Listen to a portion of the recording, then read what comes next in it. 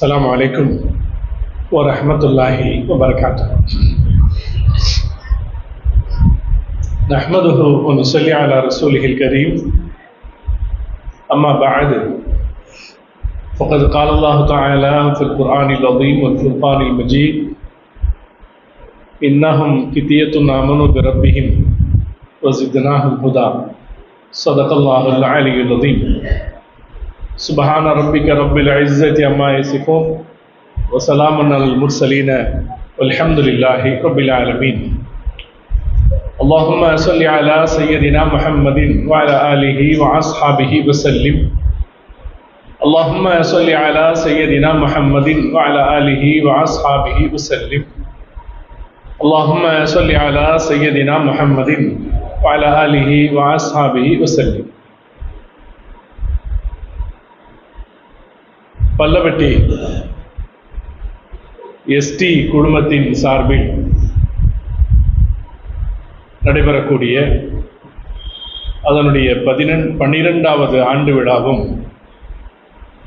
தாருசலாம் மக்தப் மதரசாவின் ஆண்டு விழாவும், தாருசலாம் டியூஷன் சென்டரின் ஆண்டு விழாவுமாக முப்பெரும் விழாவாக நடைபெற்று கொண்டிருக்கக்கூடிய இந்த சிறப்பான நிகழ்ச்சிக்கு தலைமை ஏற்றிருக்கிற எங்கள் அன்பிற்குரிய சகோதரர் ஹபீப் நகர் பள்ளிவாசலினுடைய தலைமை இமாம் அப்துல் காதிர் ஜீலானி ஹசரத் அவர்களே, இந்த நிகழ்ச்சிக்கு முன்னிலை வகிக்கிற கண்ணியமிகு ஆலிம் பெருமக்களே, இந்த நகரத்தினுடைய கல்வித்துறையிலே ஈடுபாடு கொண்ட பெருமக்களே, இந்த பள்ளிவாசலினுடைய அருமையான நிர்வாக பெருமக்களே, அருமை பெரியவர்களே, பாசத்திற்குரிய மாணவ சகோதரர்களே, பெண்கள், பாசம் மிகு தாய்மார்களே, அல்லாஹு ஜல்ல ஜலாலுஹு ஒரு அருமையான மக்ரிபு நேரத்திற்கு பிறகு இங்கே கல்வியின் பெயரால் கூட்டப்பட்டிருக்கிற இந்த கூட்டத்தில் ஒன்று கூடி இருக்கிற இந்த சபையை அல்லாஹ் கபூல் செய்தல் புரிவானாக. நம் அனைவருக்கும் பயனுள்ள கல்வியை நம் வாழ்வு நெடுகிலும் அல்லாஹ் தந்தல் புரிவானாக. இந்த நிறுவனங்களை அல்லாஹு தாலா சமூகத்திற்கு இன்னும் அதிகம் பயனளிக்கிற நிறுவனங்களாக மாற்றி மிகச் சிறப்பான வெற்றிகளுக்கு காரணமானதாக இந்த நிறுவனங்களை அல்லாஹ் ஆக்கியல் புரிவானாக. அருமையான சகோதரர்களே, இஸ்லாம் கல்வியை மூலாதாரமாக கொண்டு மக்களை வாழ பழக்கப்படுத்துகிற மார்க்கம்.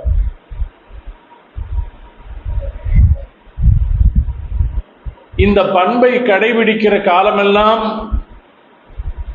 முஸ்லிம்கள் வரலாற்றில் நட்சத்திரங்களாக ஜொலித்தார்கள். கல்விக்கு தர வேண்டிய சரியான மரியாதையை கொடுக்கிற போது முஸ்லிம் சமுதாயம் மிக உன்னதமான நிலையை எப்போதும் அடைந்திருந்தது. கல்விக்கு தர வேண்டிய மரியாதையை காசு பணத்திற்கு தருவதாக மாற்றிக்கொண்ட பிறகு சமூகத்தின் மரியாதையை தரம் தாழ்ந்தது என்பது யதார்த்தம். ஏன்னா கல்விக்கு உரிய மரியாதை காசு பணத்துக்கு இல்லை, இப்படித்தானே?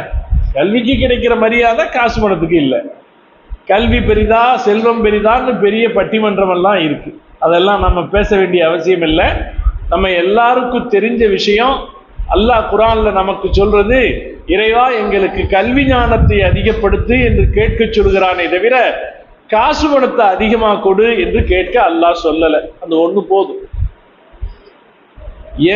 எந்த காலகட்டத்தில் முஸ்லிம் சமுதாயம் கல்விக்கு உரிய மரியாதையை கொடுத்ததோ அந்த காலகட்டத்தில் எல்லாம், அல்லது அப்படி கொடுத்தவர்கள் எல்லாம் உயர்ந்து நின்றார்கள்.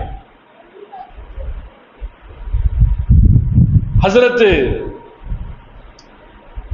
உமர் ரலியல்லாஹு தஆலா அன்ஹு அவர்கள் சொல்வார்கள், தஅல்லமு கப்ல அன் தஸவ்வது, நீங்கள் தலைவர்களாவதற்கு முன்னால் கல்வி கற்றுக்கொள்ளுங்கள் என்று சொல்வார்.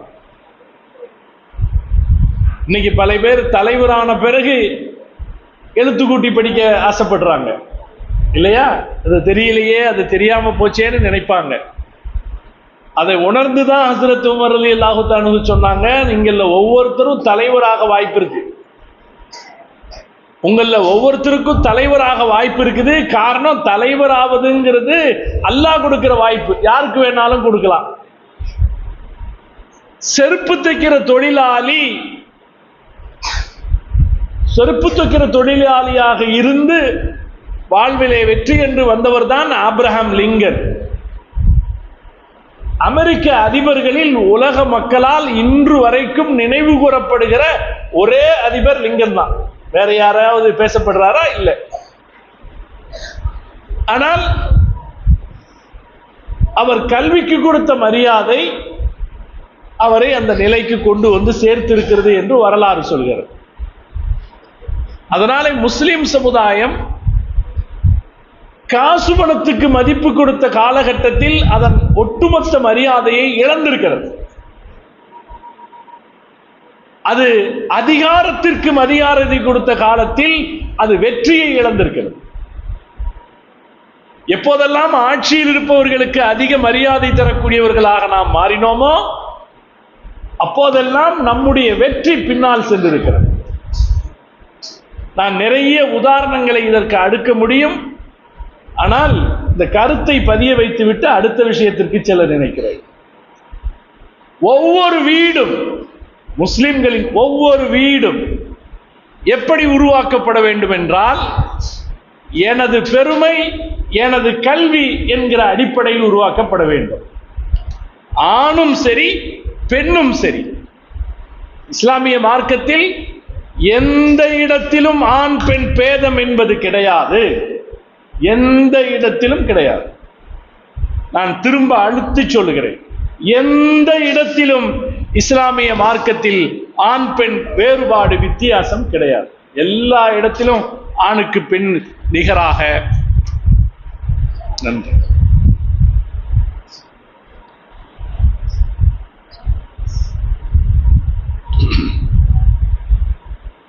ஆணுக்கு பெண் சமமாக பார்ப்பதுதான் இஸ்லாத்தினுடைய வழக்கு. அப்படி சொன்ன இஸ்லாம் கல்வி பெறுவதிலும் பெண்களுக்கு எந்த இடத்திலும் தடை வைக்கவில்லை. நான் எல்லா இடத்திலும் சொல்வது, பெருமையாக சொல்வது, ஆயிஷா அம்மாவை போல இந்த உலகத்தில் கல்விக்கு உதாரணம் காட்டப்படுகிற ஒரு பர்சனாலிட்டி யாரும் கிடையாது. 18 வயதில் முஹம்மது ரசூலுல்லாஹி ஸல்லல்லாஹு அலைஹி வஸல்லம் அவர்களுடைய 2210 ஹதீஸ்களை அறிவித்தார். வயசு எவ்வளவு? 18 வயசு. முஹம்மது ஸல்லல்லாஹு அலைஹி வஸல்லம் அவர்கள் மௌத்தாகிற போது ஆயிஷா அம்மாவுக்கு வயசு 18. மிக இளம் பருவம். அந்த இளம் பருவத்தில் ஒரு சமூகத்தை தூக்கி நிறுத்துகிற கல்வி ஆயிஷா அம்மா இடத்திலே இருந்தது. அவர்களது சொல்லில் ஒவ்வொரு வார்த்தையையும் சமூகம் ஏற்றது. கல்வி கொடுத்ததுங்கிறது மட்டும் இல்லை, அவங்க சொன்னதை சமூகம் ஒத்துக்கிச்சு. இன்னைக்கு கூட பெண்கள் பேசினால் எடுபடாது இல்லையா? பெண்களுடைய பேச்சு எடுபடாது. ஆனால் அன்றைக்கு 1400 வருஷத்திற்கு முன்னால் முஹம்மது ரசூலுல்லாஹி ஸல்லல்லாஹு அலைஹி வஸல்லம் அவர்கள் ஆயிஷா அம்மையார் சொல்வதை தாழ்வணிந்து ஏற்றுக்கொள்கிற சமூகத்தை உருவாக்கி காட்டினார். ஆயிஷா அம்மா சொன்ன கருத்து சில நேரத்தில் உமர் ரலியல்லாஹு தஆலாவுடைய கருத்துக்கு மாற்றமாக இருந்திருக்கிறது. யோசிச்சு பாருங்க, உமர் ரலியல்லாஹு தஆலாவுடைய சமூக அந்தஸ்து என்ன? இஸ்லாமிய மார்க்கம் அவருக்கு கொடுத்திருக்கிற மரியாதை என்ன? முஹம்மது ரசூலுல்லாஹி ஸல்லல்லாஹு அலைஹி வஸல்லம் அவர்கள் அல்லாஹ் உமரின் நாவின் வழியாக பேசுகிறான் என்று பாராட்டப்பட்டவர் அல்லவா அவர்? தைரியமாக அவருடைய கருத்துக்கு மாற்று கருத்தை சொல்லி அதை நிலைநாட்ட போராடி இருக்கிறார்கள் அன்னை ஆயிஷா ரலியல்லாஹு அன்ஹா. அப்போது சமூகம் அதை ஏற்றுக்கொண்டிருக்கிறதை தவிர நீ என்னம்மா பொம்பளை பேசுறது அப்படின்னு கேட்கல. இஸ்லாமிய சமூகம் அறிவால் வளர்ந்த சமூகம். இமாம் புகாரி ரஹ்மத்துல்லாஹி அலைஹி அவர்கள் அவர்களுடைய பாடத்தின், அவர்களுடைய நூலின் முதல் பாடமாக கிதாபுல் ஈமான் என்கிற பாடத்தை வைத்திருப்பார்கள் என்றால் அடுத்து கிதாபுல் இல்ம் கல்வி என்கிற பாடத்தை வைத்தார். காரணம் என்ன தெரியுமா? இல்மு இருந்தால்தான் ஈமானை பாதுகாக்க முடியும். இல்மு இருந்தால்தான் ஈமானை பாதுகாக்க முடியும். அல்லாஹ்வை எப்படி வச்சுக்கணும், ரசூலுல்லாஹ்வை எப்படி வச்சுக்கணும், நல்லோர்கள் நாதாக்களை எப்படி வச்சுக்கணும் அப்படிங்கிற தெளிவு சமூகத்துக்கு இருந்த காரணத்தால தான் இந்த சமூகத்துல ஷிர்க் இதுவரைக்கும் வரல. வந்திருக்கா? ஷிர்க் இன்று வரைக்கும் நாம் விரண்டோடுவோம். காரணம் என்ன? இந்த இல்மு தரப்பட்டிருக்கிறது. நான் எப்போதும் பாராட்டுறது நம்ம மார்க்க அறிஞர்கள், அதிலும் குறிப்பாக நம்முடைய தமிழ்நாட்டை சார்ந்த அறிஞர்கள் மிகச்சிறந்த கல்வி அறிவை முஸ்லிம் சமூகத்திற்கு கொடுத்திருக்கிறார். எனவே கல்வி அறிவால் உயர்ந்த சமுதாயம் நம்முடைய சமுதாயம். கல்வி அறிவு பெறுவதற்கு எங்கெல்லாம் கவனம் செலுத்தப்படுகிறதோ அங்கெல்லாம் நபி ஸல்லல்லாஹு அலைஹி வஸல்லம் சொன்னார்கள், நீங்கள் மலக்குமார்களின் ரெக்கைகளில் இருக்கிறீர்கள். மலக்குமார்களின் ரெக்கைகளில் இருக்கிறீர்கள். தண்ணீரில் நீந்துகிற மீன்கள் உங்களுக்காக துஆ செய்கின்றன. இப்படி பாராட்டி கல்வி அறிவை சொன்ன தலைவர் இந்த உலகத்தில் யாராவது இருக்காங்களா? அது எப்படிப்பட்ட பணி, நாம் எவ்வளவு முக்கியத்துவம் அதற்கு தர வேண்டும். அதனாலே நான் சொல்லுகிறேன், எனது பெருமை நான் கட்டி இருக்கிற வீடு அல்ல, நான் செலுத்தி கொண்டு போகிற யான் வைத்திருக்கிற வண்டி அல்ல, நான் சேமித்து வைத்திருக்கிற என் வங்கி கணக்கில் இருக்கிற கணம் அல்ல, எனது மரியாதை எனது கல்விதான் என்பதை முஸ்லிம் சமுதாயம் புரிந்து கொள்ள வேண்டும். இது முஹம்மது ரசூலுல்லாஹி ஸல்லல்லாஹு அலைஹி வஸல்லம் அவர்கள் நமக்கு தந்த அடிப்படை பாடம். இன்னைக்கு பாருங்க, இன்னைக்கு இருக்கிற பத்திரிகைகள் இருக்கிற முக்கியமான செய்தி என்ன? அமெரிக்காவுடைய நியூயார்க் நகரத்து மேயராக ஜஹரான் மம்தானி என்கிற ஒரு தேர்ந்தெடுக்கப்பட்டிருக்கிறார். யோசிச்சு பாருங்க, ஒரு முஸ்லிமாக இந்த பதவிக்கு வருவது அவ்வளவு எளிதானதா? அவருக்கு அரசியல் பின்புலம் இல்லை. அவர் அமெரிக்காவை சார்ந்தவரே அல்ல. ஒரு வேறு நாட்டில் பிறந்து இங்க வந்து குடியேறினவர். ரொம்ப சமீபத்தில் குடியேறினவர். 2018 தான் அவருடைய வரலாறா காட்டுது. யோசிச்சு பாருங்க, 18 கிட்டத்தட்ட ஒரு 10 வருஷம் 15 வருஷத்துல அமெரிக்காவின் ஆகப்பெரிய ஒரு மாநகரத்தினுடைய மேயராக ஒருவர் வர முடிந்திருக்கிறது ஒரு முஸ்லிமால. இன்றைய காலகட்டத்தில் கல்வி திறமை இல்லாம இது சாத்தியமாகுமா? எல்லா இடத்திலும் முஸ்லிம்கள் பின்னுக்கு தள்ளப்படுகிற சூழலில் அரசர்கள் கூட ஒதுக்கப்படுகிறார், பிரதம மந்திரிகள் ஒதுக்கப்படுகிறார். பாகிஸ்தானுடைய அதிபர் ரஷ்யாவுடைய பிரதமரை, ரஷ்யாவுடைய அதிபரை பார்ப்பதற்காக போன இடத்துல 40 நிமிஷம் அவரை காக்க வச்சிருக்காங்க. பத்திரிகையில படிச்சீங்களா? 40 நிமிஷம் காக்க வச்சிருக்காங்க. கடைசியில இவரே என்ன பண்ணிட்டாரு, கதவை திறந்து உள்ள போயிட்டாரு. 10 நிமிஷத்துக்கு திருப்பி அனுப்பிச்சிட்டார். யாரு? ஒரு நாட்டினுடைய பிரதமர். இன்றைக்கு நம்முடைய யதார்த்தமான சூழல் எப்படி இருக்கிறது என்பதை நாம பார்க்கிறோம். இந்த சூழலில் உயர்வதற்கான ஒரு வாய்ப்பு எதன் வழியாக கிடைத்திருக்கிறது? அவருடைய கல்வித்திறன், அது சார்ந்த அவருடைய உழைப்பின் வழியாக கிடைக்கும். இன்னைக்கு ஒரு ஆச்சரியம் என்னன்னா, பல ஆச்சரியம். ஒண்ணு, அவருக்கு வயசு 34 தான். சின்ன வயசு இல்லையா? 34ங்கிறது ஒன்றும் ரொம்ப பெரிய வயசு இல்லை. 34 வயசுல அவர் மேயர் ஆகிறார். அவர் குடிபோகிற வீட்டுக்கு மரியாதை 900 கோடி, 100 பில்லியனும் சொல்றாங்க. அந்த வீட்டுக்கு மரியாதை, அவர் குடிபோகிற வீட்டுக்கு மரியாதை. மாச சம்பளம் 2.5 கோடி ரூபாய். 2.5 கோடி ரூபாய் மரியாதைக்கு சம்பளத்துக்குள்ள ஒரு வேலைக்கு போறாரு. இப்போது ஒரு கல்வி தகுதி இல்லாம சாத்தியப்படுமாங்க? இதுவரைக்கும் அவரு சொந்தமா கார் கிடையாது. இப்ப பொறுப்புக்கு வர்றாரு, அவர்கிட்ட சொந்தமா கார் கிடையாது. 2500 ரூபாய், $500 மதிப்புள்ள வீட்டுல வாடகைக்கு இருக்காரு. சொந்த வீடு கூட கிடையாது. வாடகை வீட்டுல குடியிருக்கிற ஒரு நியூயார்க் நகரத்தின் ஆக கௌரவம் மிக்க ஒரு வீட்டில் குடியேற போகிறார். அவரை கொண்டு வந்து நிறுத்தி இருக்கிறது எது? அவருடைய கல்வி அவரை இந்த நிலைக்கு கொண்டு வந்து நிறுத்தியிருக்கிறது. நம்முடைய அப்துல் கலாம் அவர்களை கொண்டு வந்து நிறுத்தியது போல, எங்கோ ராமேஸ்வரத்தின் ஒரு குக்கிராமத்தில் பிறந்தவரை இந்தியாவுடைய மிக உயர்ந்த பதவிக்கு கொண்டு வந்து நிறுத்தியதை போல, நான் அப்துல் கலாமை பற்றி சொல்லும் போது எப்போதும் சொல்ற ஒரு செய்தி இருக்குது. அவர் ஜனாதிபதி ஆனார் என்பது பெருசல்ல, அவருடைய பெயரை ஜனாதிபதி பதவிக்கு முன்னிலைப்படுத்தப்படுவதாக செய்தி பரவிய போது இந்த நாட்டில் இருந்த 100 கோடி மக்களும் சந்தோஷப்பட்டார்கள். அதுதான் பெருசு இல்லையா? இப்படி ஒரு நிலைமை கிடைக்கிறது சாதாரண விஷயமா? அந்த அந்தஸ்து எதனால் கிடைத்தது என்றால் படிப்பால் கிடைத்தது, கல்வியால் கிடைத்தது. ஜஹரான் மம்தானி பொறுப்பேற்றதுல இன்னொரு செய்தி இருக்கு. அது தாருசலாம் மக்தப் மதரசாவுக்கு சொல்ற செய்தி. அவர் குரானை கையில் வைத்துக் கொண்டு பதவி பிரமாணம் எடுத்திருக்கிறார். அமெரிக்க வரலாற்றில் இது முதல் முறை குரானை கையில் வைத்துக் கொண்டு பதவி பிரமாணம் எடுக்கப்பட்டிருக்கிறது. ஒரு இளைஞனாக எந்த நிலையிலும் முன்னேற முடியும் என்று காட்டப்பட்டிருக்குது. குரான் இன்றும் மதிக்கப்படுவதாக இருக்கிறது என்பதும் நிலைநாட்டப்பட்டிருக்கு. இதுல குரான் இந்த உலகத்தில் இது மாதிரியான மிகப்பெரிய புரட்சிகளை நிகழ்த்திய வேதம். குரானுக்கு அந்த சக்தி இருக்கு. நபி ஸல்லல்லாஹு அலைஹி வஸல்லம் அவர்கள் நாஃபி ரலியல்லாஹு தஆலா அன்ஹுங்கிற சஹாபிய மக்காவுடைய கவர்னராக நியமிச்சிருந்தாங்க.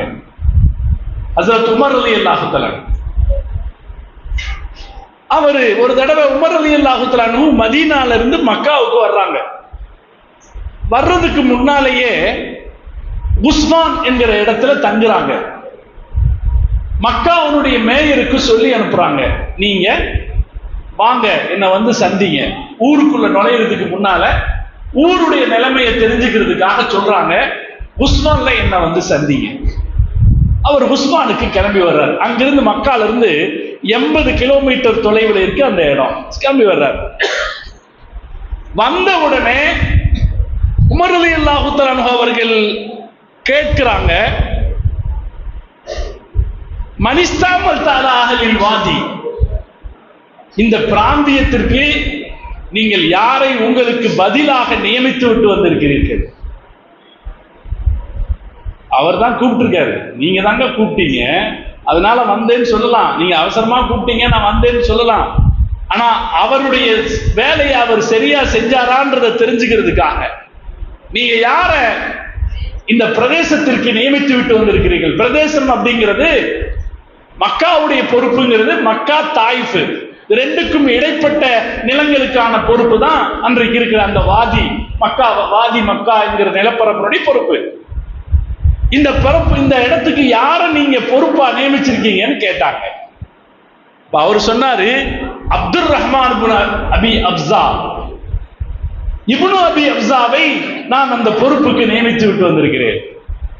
இவங்களுக்கு புதுசா இருக்கு, யாருங்க அவரு? அவர் சொன்னாரு, என்னோட அடிமை. அவர் சொன்னாரு, என்னோட அடிமை. மக்கா எப்படிப்பட்ட ஊரு? மக்கா அதன் பிறப்பு வரலாற்றிலிருந்து கௌரவத்திற்கு பெயர் பெற்ற ஊர், சுதந்திர புருஷர்களின் ஊர், ஒரு காலகட்டத்திலும் அடிமையாகாத நகரம் மக்கா நகரம். மக்கா நகரத்திற்கு ஒரு அடிமையை நியமித்து விட்டு வந்திருக்கிறீர்களா என்று ஹஜ்ரத் உமர் ரலியல்லாஹு தஆலா அவர்கள் கேட்டார்கள். அப்ப அவர் என்ன பதில் சொன்னாரு? அருமையா ஒரு பதில் சொன்னாரு. இன்னஹு காரிஉல் குர்ஆன். அல்லாஹ் அவர் சொன்னாரு, அமீருல் முஃமினீன், அவர் குர்ஆனை ஓத தெரிஞ்சவர். வேற ஒன்றும் சொல்லல. மக்காவுடைய ஆளுநர் பொறுப்புக்கு ஒரு அடிமை நியமிக்கப்பட்டிருக்கிறார். அதற்கு காரணம் சொல்கிறார் நாஃபி ரலியல்லாஹு தஆலா அன்ஹு, அவர் குர்ஆனை நன்றாக ஓதக்கூடியவர், அதனால நியமிச்சேன். அப்ப ஹஜ்ரத் உமர் ரலியல்லாஹு தஆலா அன்ஹு அவங்க ஆச்சரியப்பட்டு சொன்னாங்க, இன்னல்லாஹ யர்ஃபஉ பிஹாதல் கிதாபி அக்வாமன், அல்லாஹு தஆலா இந்த வேதத்தை கொண்டு எப்படி நபர்களை உயர்த்துகிறான் பாருங்கன்னு சொன்னாங்க. இந்த வேதம் மனிதர்களை அப்படி உயர்த்தி இருக்கிற நகரம். இந்த டியூஷன் சென்டர்ல வெறும் கல்வி மட்டும் கற்றுக் கொடுக்காம இந்த குர்ஆனும் சேர்த்து கற்றுக் கொடுக்கப்படுவதற்கு அது மிக உன்னதமாக கிடைத்திருக்கிற ஒரு வாய்ப்பு. மற்ற பல இடங்கள்ல சமூகம் குர்ஆனிய கல்வியை முக்கியத்துவம் கொடுக்காமல் தவிர்க்கிறது இந்த டியூஷனின் காரணமாக. டியூஷனை காரணமா சொல்லியே மதரசாவுக்கு வர்ற நேரத்தை குறைக்கிறாங்க. முதல்ல நேரத்தை குறைச்சாங்க, இப்ப மதரசாவையே குறைச்சிட்டாங்க. நம்முடைய பிள்ளைகள்ல பல பேர் குர்ஆன் ஓத தெரியாதவர்களாக முஸ்லிம் மஹல்லாக்கள்ல மாறிக்கொண்டு வருகிறார்கள். ஒரு காலம் இருந்தது, முஸ்லிம் குழந்தைகள் எல்லோரும் அவங்களுக்கு குர்ஆன் ஓத தெரியும் அப்படிங்கிற நிலைமை இருந்துச்சு. மார்க்கம் பெருசா தெரியாட்டியும் குர்ஆன் ஓத தெரியுங்கிற நிலைமை இருந்துச்சு. கடந்த 20 வருஷங்கள்ல நிலைமையில பெரிய மாற்றம் ஏற்பட்டு குர்ஆனை ஓத தெரிஞ்சா ஆச்சரியங்கிற நிலைமை ஆயிடுச்சு. நான் பிள்ளைங்களை பார்த்தோன்னா ரொம்ப சந்தோஷப்பட்டேன். எல்லாம் அழகா தொப்பி போட்டிருக்காங்க. இதை கூட இப்ப பார்க்க முடியறதில்லை. மதரசா ஃபங்க்ஷன்லயே பார்க்க முடியறதில்லை. பல்லவட்டியில பார்க்காம இருக்க முடியாது. ஆனாலும் இப்படி பார்த்து ஹஸரத்மார்கள் கொஞ்சம் உங்களை கட்டுப்படுத்தி வச்சிருந்தா கூட அதை மீறிய ஒரு ஒழுக்கத்தை நாம் பார்க்கிறோம். குர்ஆனிய கல்வி சேர்த்து கற்றுக் கொடுக்கப்படுகிற ஒரு டியூஷன் அமைப்புங்கிறது ஒரு பெரிய வாய்ப்பு. நம்ம பிள்ளைங்க அவங்க படிக்கிற அகாடமிக் எஜுகேஷனால் உயர்வார்கள் என்று நாம் நம்புகிறோம்.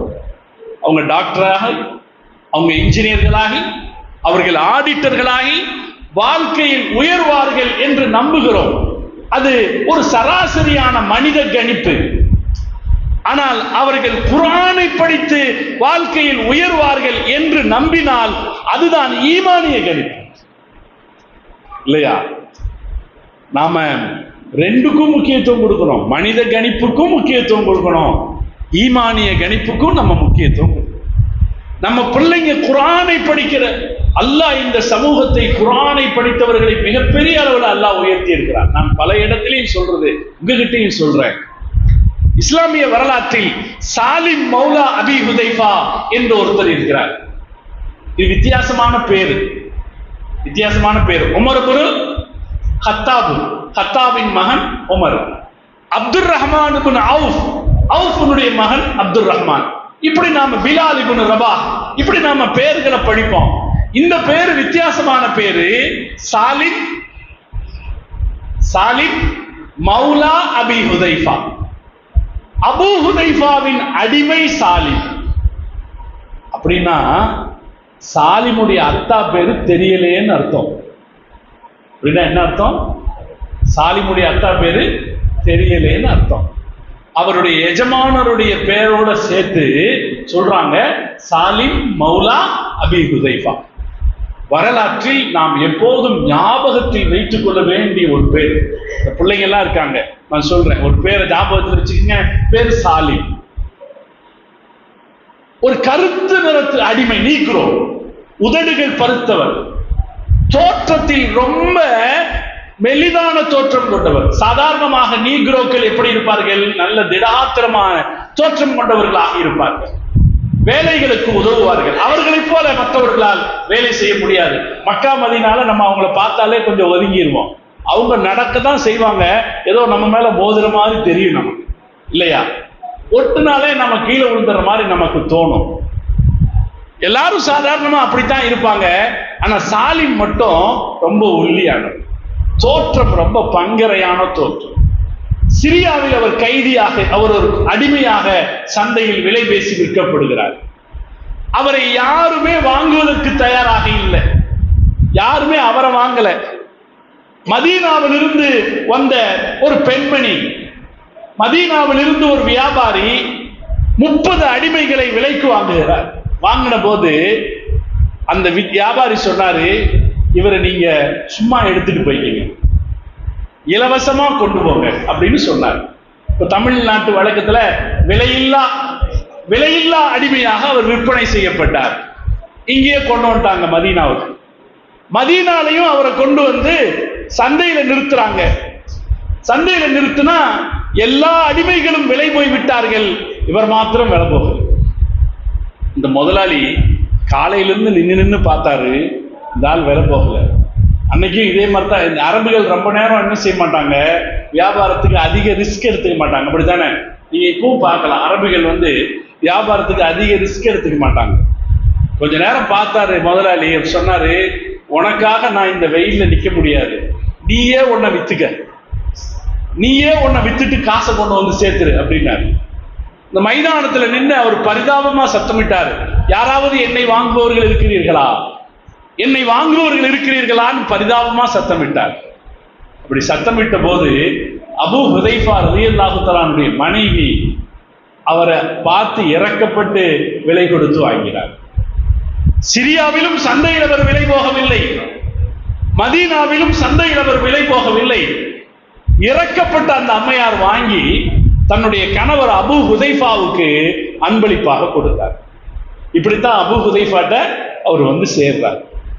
அபூ ஹுதைஃபா மக்காக்காரர், மிகச்சிறந்த மனிதர். இஸ்லாமிய வரலாற்றில், இஸ்லாமிய ஆளுமைகளில் அபாரமிதமான பண்பு கொண்ட ஆளுமையவர் அபூ ஹுதைஃபா ரலியல்லாஹு தஆலா, உத்பாவுடைய மகன். அபூ ஹுதைஃபா ரலியல்லாஹு தஆலா அடிமையா வச்சிருக்கல, அவரை விடுதலை பண்ணிட்டாரு. அவரை மதீனால தான் கூட வச்சுக்கிட்டாரு. சாலிமிடத்தில் நல்ல குரல் வளம் இருந்தது. அவர் குர்ஆனை ஓத கற்றுக்கொண்டார். நபி ஸல்லல்லாஹு அலைஹி வஸல்லம் அவர்கள் கூஃபா நகரத்திற்கு வந்தபோது இமாமாக அவரை சொன்னார்கள். ரசூலுல்லாஹ் போறதுக்கு முன்னாடி அவரை இமாமாக்கு சொன்னாங்க. அவருக்கு தான் நிறைய குர்ஆன் தெரியும்ன்றதுனால. இந்த சாலிம் ரலியல்லாஹு தஆலா நல்ல குர்ஆன் ஓத கத்துக்கிட்டாரு. ஒரு நாள் ஆயிஷா ரலியல்லாஹு தஆலா வீட்டுக்கு வரும்போது தாமதமா வந்தாங்க. ரசூலுல்லாஹ் கேட்டாங்க, எங்க போனீங்க, இவ்வளவு நேரம் ஆச்சு?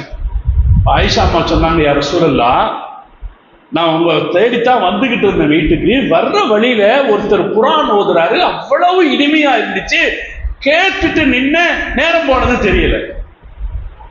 இப்படி ஒருவர் குர்ஆன் ஓதுகிறார் என்ற செய்தியை கேட்ட உடனே ஸல்லல்லாஹு அலைஹி வஸல்லம் அவர்கள் அவங்களுடைய ஆடைகளை எல்லாம் எடுத்து போட்டுக்கொண்டு அவரை தேடி வந்தார். யார் குர்ஆன் ஓதிட்டு இருக்கிறதுன்னு பார்த்தாங்க. சாலிம் ரலியல்லாஹு தஆலா குர்ஆன் ஓதி கொண்டிருக்கிறார். அதை பெருமானார் ஸல்லல்லாஹு அலைஹி வஸல்லம் அவர்கள் காதார கேட்கிறார்கள்.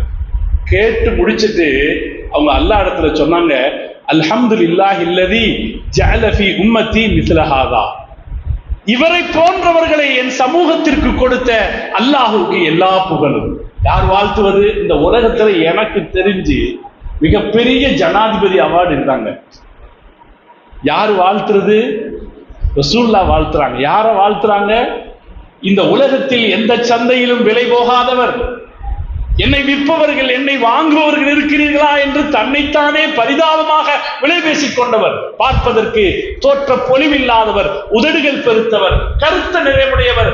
அவரை பார்த்து ரசூலுல்லாஹ் சொல்றாங்க, இவரை போல ஒரு ஆளை எனக்கு கொடுத்த, என் சமூகத்துக்கு கொடுத்த அல்லாஹ்வுக்கே எல்லா புகழும்.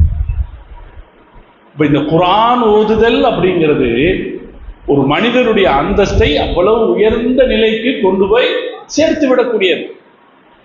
அதனாலே இந்த ரெண்டு கல்வியும் சேர்த்து கிடைக்கிற ஒரு வாய்ப்பு இந்த மதரசாவிலே கிடைக்கிறது என்கிற போது உண்மையில் பெருமைப்படுகிறோம். சகோதரர்களே, நான் ஜஹரான் மம்தானின்னு சொல்லிட்டு வந்தேன். அதுல ஒரு விஷயம் இருக்கு. அவர் 34 வயசுல மேயர் ஆயிட்டார். 34 வயசுல மேயர் ஆயிட்டார். நம்ம இந்தியால தான் உலகத்திலேயே ரொம்ப கம்மி வயசு மேயர். திருவனந்தபுரத்துல இருந்தாங்க ஒரு லேடி, சின்ன வயசு மேயர், ஆரியாங்கிற பொண்ணு, 21 வயசு. இதுல உலகத்துக்கு ஆச்சரியமான ஒரு செய்தி என்னன்னா, அதை விட சின்ன வயசுல 19 வயசுல ஒருத்தரை மேயராக்கிய பெருமை நம்முடைய தலைவர் முஹம்மது ரசூலுல்லாஹி ஸல்லல்லாஹு அலைஹி வஸல்லம். 19 வயசுல ரசூல் ஸல்லல்லாஹு அலைஹி வஸல்லம் அவங்க மக்காவை ஜெயிச்ச உடனே மக்காவினுடைய ஆளுநராக நியமிக்கிறாங்க. சராசரியாக நம்ம இந்த வரலாறை கவனிக்கிறது இல்லை. ரசூலுல்லாஹ் ஜெயிச்சாங்க, இந்த மக்களை மன்னிச்சாங்க அப்படிங்கிறத தான் நாம கவனிச்சுட்டு போயிடுவோம். ஆனா மக்கா நகரம் அன்றைக்கே உலகத்தின் பெரிய நகரங்களில் ஒன்று. ஒரு காலகட்டத்தில் மக்காவின் மக்கள் தொகையின் எண்ணிக்கை 1 லட்சமாக இருந்த போது மதீனாவில் இருந்த வீடுகள் 400, வெறும் 400 வீடுகள் தான். அப்ப மக்கா மதீனாவுல 2 நகரங்களுடைய விரிவாக்கத்தை எண்ணி பார்க்கிறோம். மக்கா எவ்வளவு பெரிய நகரம், 4000 ஆண்டு கால பாரம்பரியம் மிக்க நகரம். இந்த பாரம்பரியமிக்க நகரத்தில் மக்காவின் குறைஷிகள் மிக கௌரவமான ஒரு அதிகாரத்தை நிலைநாட்டிக் கொண்டிருந்தார்கள். தாருன் நதுவா என்ற அவர்களுக்கு ஒரு ஆலோசனை மண்டபம் இருந்தது. அந்த ஆலோசனை மண்டபத்திற்குள்ளே காலடி வைக்க வேணுமானால் 40 வயசு தாண்டி இருக்கணும். அதுல வித்தியாசமாக விதிவிலக்காக அனுமதிக்கப்பட்டவன் அபூஜஹல் மட்டும்தான். அவன் மட்டும்தான் 40 வயசுக்கு முன்னாலேயே அந்த மண்டபத்திற்குள் அனுமதிக்கப்பட்டவன். அவனுடைய அறிவாற்றல் காரணமாக அனுமதிக்கப்பட்டான். ஆனா ரசூல்லா அவனை நீ அபுல் ஹிக்கம் அல்ல, நீ அபு ஜஹல் என்று பெருமானார் ஸல்லல்லாஹு அலைஹி வஸல்லம் அவர்கள் அவனது அந்தஸ்தை கீழே தள்ளிவிட்டார். 40 வயசானா தான் சபைக்குள்ளேயே நுழைய முடியும் என்றிருந்த அந்த ஊர்ல நபி ஸல்லல்லாஹு அலைஹி வஸல்லம் அவர்கள் வெற்றி கண்ட போது மக்காவுடைய ஆளுநராக நியமித்தது யாருன்னு கேட்டீங்கன்னா அத்தாப் இப்னு உஸைத் என்கிற 19 வயசுக்காரர். ஒரு ஆச்சரியம் தெரியுமா? அவர் 30 வயசு வரைக்கும் தான் வாழ்ந்தார். 30 வயசு தாண்டி போகல, 30 வயசுக்குள்ளதான் வாழ்ந்தார். இதை நான் எதற்காக சொல்றேன்? இந்த இளைஞர்கள் இவ்வளவு வேலைகள் செய்யறாங்களே, இந்த இளைஞர்களை இவ்வளவு தூரம் பக்குவப்படுத்தி சிறந்த ஆற்றல் மிக்கவர்களாக உருவாக்கி சமூகத்திற்கு அவர்களை நிலைநிறுத்தி காட்டிய பெருமை முஹம்மது ரசூலுல்லாஹி ஸல்லல்லாஹு அலைஹி வஸல்லம். நான் இன்னைக்கு கூட அதை பத்தி எழுதியிருக்கேன். இது சொல்லப்படணும். இவர் 34 வயசுல இளமை வயசுலயே அவரு மேயர் ஆயிட்டாருன்னு சொல்றான் நியூயார்க் நகரத்துக்கு.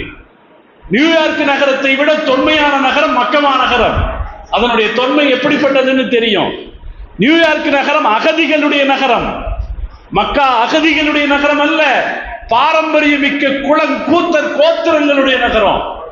அந்த கோத்திரங்களுடைய நகரத்துக்கு ஒரு 19 வயசு இளைஞரை மேயராக பெருமானார் ஸல்லல்லாஹு அலைஹி வஸல்லம் அவர்கள் நியமித்திருந்தார்கள் என்றால் அது எவ்வளவு பெரிய அரசியல் புரட்சி.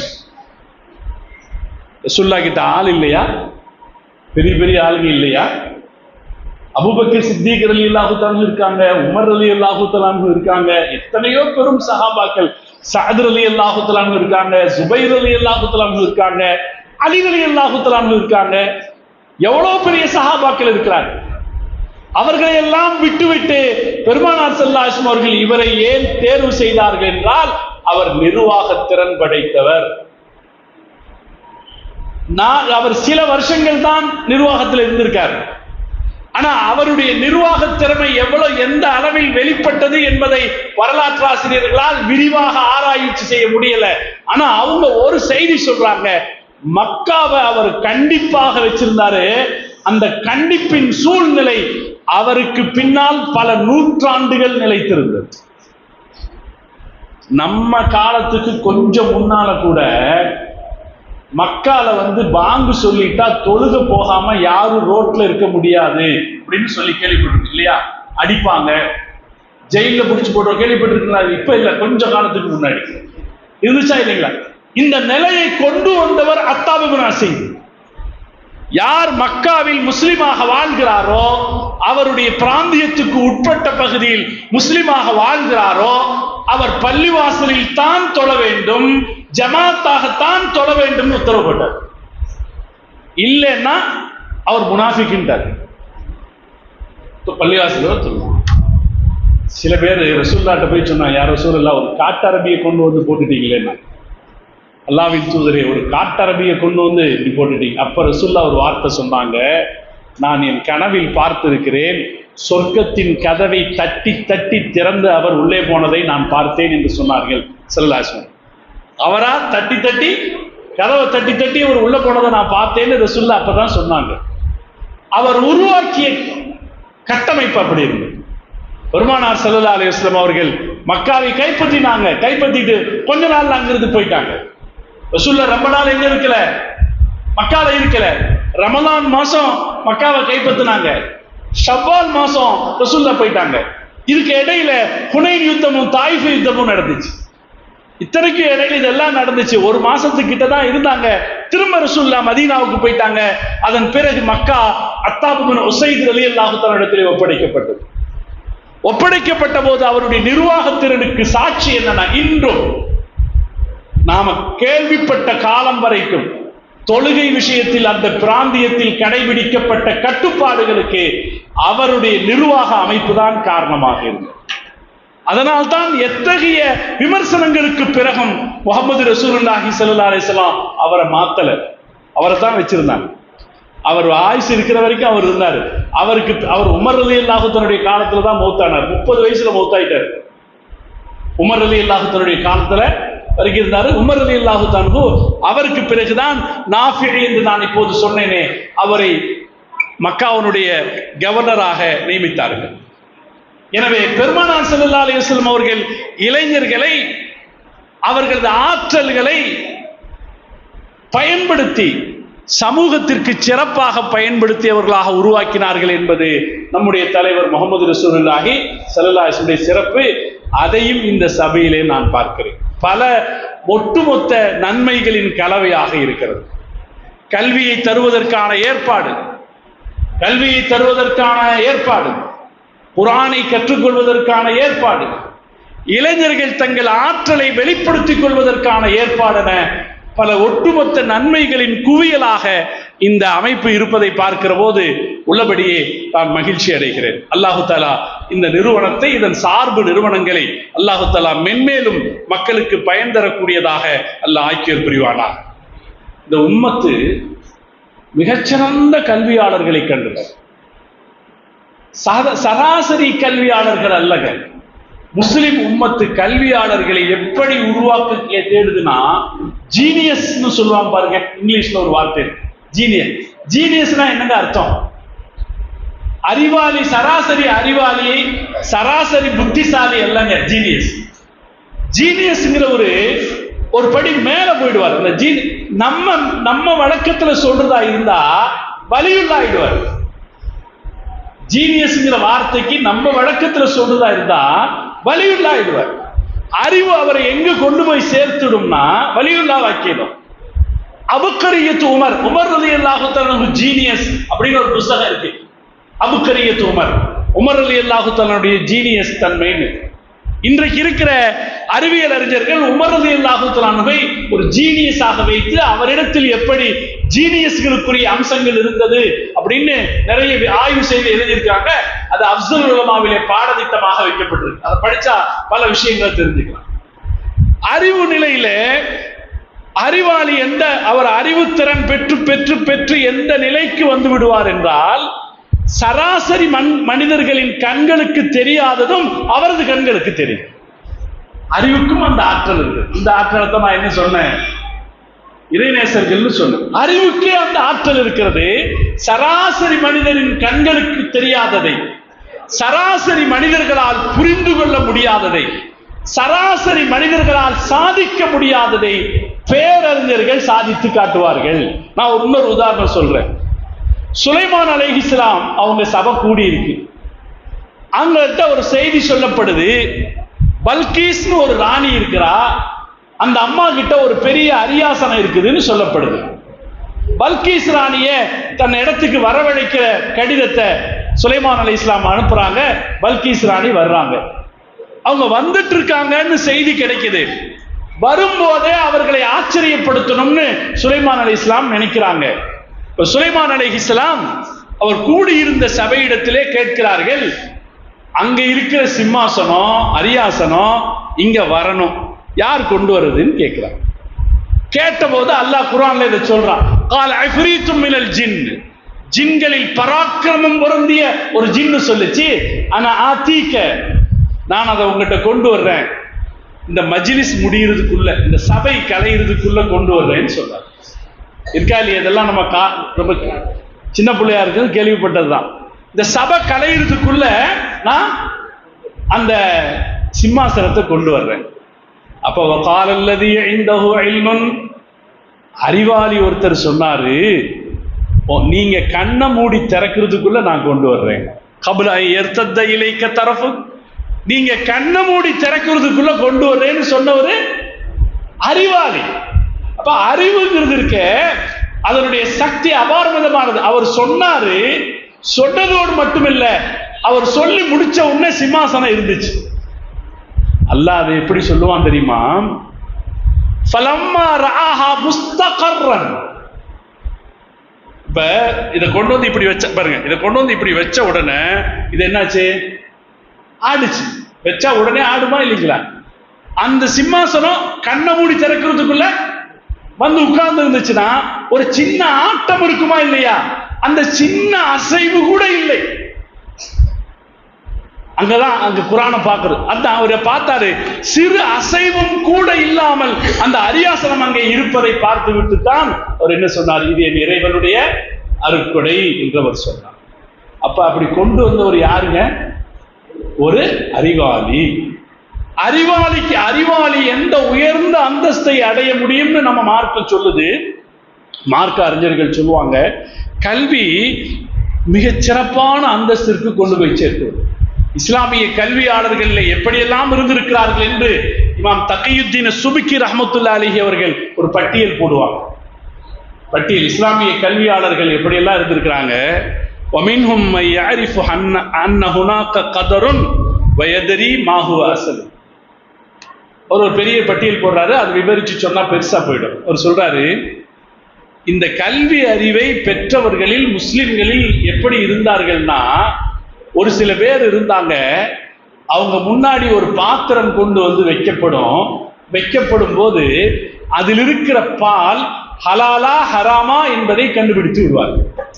நான் திருப்பியும் சொல்றேன், அல்லாஹ் கொடுத்த இல்ஹாமுனால கண்டுபிடிப்பாங்கன்னு சொல்லல.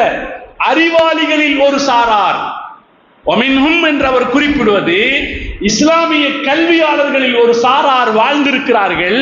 அவர்களுக்கு முன்னால் ஒரு பாத்திரம் வைக்கப்படுகிற போது அதில் இருக்கிற பால் ஹலாலா ஹராமா என்று கண்டுபிடித்து விடுவார்கள். இதோட நிக்கல. இப்படி பல பேர் இருந்திருக்காங்க. பிஷ்ருல் ஹாஃபியை பத்தி ஒரு செய்தி சொல்லுவாங்க. பிஷ்ருல் ஹாஃபி இறைநேச செல்வர்களின் மகத்தான பெருமதிப்பிற்குரியவர். அவர்கிட்ட ஒரு விருந்துல ஒரு பொருளை கொண்டு போய் நீட்டுறாங்க. அவர் கையை எடுக்க மாட்டேங்கிறார். அவர் எடுத்தா தானே பக்கத்தில் உள்ளவர்கிட்ட போக முடியும். அவர் எடுக்க மாட்டேங்கிறார்.